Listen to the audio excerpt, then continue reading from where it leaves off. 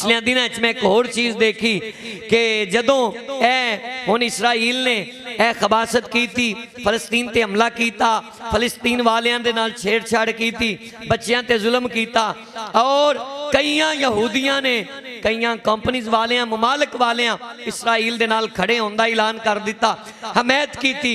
यारो सोचिया जे कदी काफर काफर दा साथ दे रहा है, यहूदी यहूदी दा साथ दे रहा है, ते मुसलमान होवे बंदा मुसलमान ते मुसलमान दा साथ ना देवे, मुसलमान दे नाल खड़ा ना होवे, मुसलमान नू ये सारे ललकारन यहूदी काफर ईसाई इकट्ठे होके अज साडा मुल्क पाकिस्तान है। मैं दुआ करना अल्लाह मेरे मुल्क नू मजीद इस्ता फरमाए, मजीद मुल्क पाकिस्तान की हिफाजत फरमाए।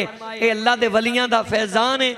असी सरकार दे गुलाम लोग हाँ, साढ़े कोल ते एटमी ताकत भी है, पूरे वर्ल्ड ते मन्नी जाती है कि जो मुल्क पाकिस्तान को एटमी ताकत है किसी को नहीं, और ईमानी एतबार दे नाल साढ़े कोल एटमी ताकत भी मौजूद है, ईमानी ताकत भी मौजूद है। लेकिन असी वो ताकत किस वास्ते रखी है?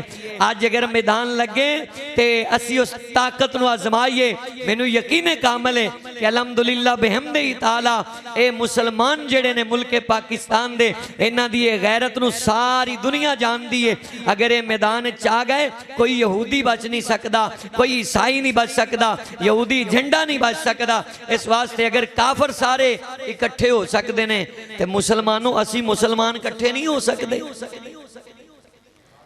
काफर सारे अगर अपना ललकार सकते हैं मुसलमानों तो मुसलमानों का हक भी तो ज्यादा बनता है। अज ये सियासी क्यों गूंगे हो गए? अज जनाबे वाली मीडिया वाले क्यों गूंगे वो बन गए? तो लबैक नूं ते मीडिया ते आन नहीं देंदे, क्यों?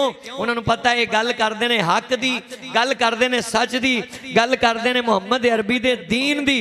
अजे दीन तखत ते आया नहीं, लेकिन लोगों को पता पिया चलता है कि दीन ना किदा है, इस्लाम ना किदा है।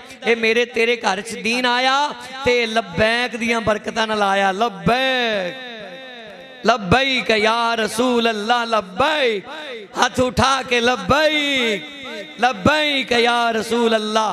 ताजदारे खत्मे नबूवत मन सब्बा नबियन